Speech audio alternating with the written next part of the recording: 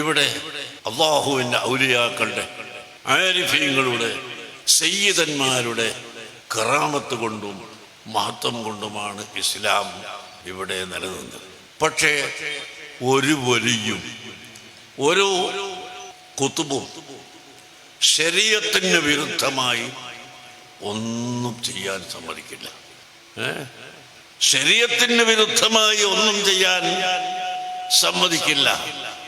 ശരീഅത്തിന്റെ ഉലമാ അവർ വലിയ കുതുബുകൾ, 4 മദ്ഹബിന്റെ ഇമാമുകൾ 4 പേരും വലിയ കുതുബുകളാണ്.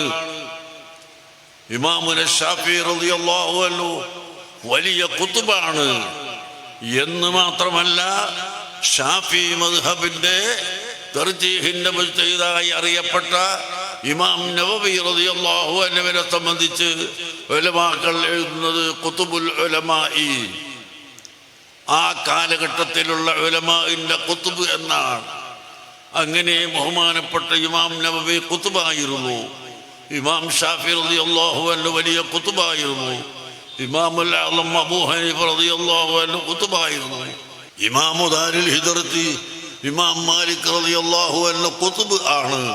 അഹ്മദ് ബിൻ ഹംബൽ ഖുതുബ് ആണ് എന്ന് പറഞ്ഞാൽ ഖുതുബ് എന്ന് പറഞ്ഞാൽ ഔലിയാക്കന്മാർ അവരിലേക്ക് മടങ്ങുന്നു, ഔലിയാക്കൾ അവരിൽ നിന്ന് ഇൽമു പഠിക്കുന്നു, ഔലിയാക്കൾ അവരെ കൊണ്ട് വലിയ വലിയ സ്ഥാനം എത്തിക്കുന്നു. ചെറുപ്പക്കാരെ, സുഹൃത്തുക്കളെ, അതുകൊണ്ട് നാം ഇവിടെ 2 കാര്യം പ്രത്യേകമായി ശ്രദ്ധിക്കണം. അഹ്ലുസുന്നത്തി വൽ ജമാഅത്ത് എന്ന് പറഞ്ഞാൽ ഈ ഔലിയാക്കളുടെ, കുതുബുകളുടെ, ഗൗസുകളുടെ, ഉലമാക്കളുടെ ഒരു സമൂഹമാണ്. അതാണ് ഒരു കാര്യം. രണ്ടാമത്തത്, ചില ആള് ഔലിയാണ്, മറ്റതാണ് വർത്താന്ന് പറഞ്ഞിട്ട് വന്നിട്ട് നിസ്കരിക്കാതെ മനുഷ്യനെ ആക്കിക്കളയുന്നവരുണ്ട്. നഊദു ബില്ലാഹ്, അല്ലാഹു കാത്തുരക്ഷിക്കട്ടെ. ശരീഅത്ത് മുറുകെ പിടിക്കാത്ത ഒരു വലിയും ഇല്ല, ശരീഅത്ത് മുറുകെ പിടിക്കാത്ത ഒരു കുതുബും ഇല്ല.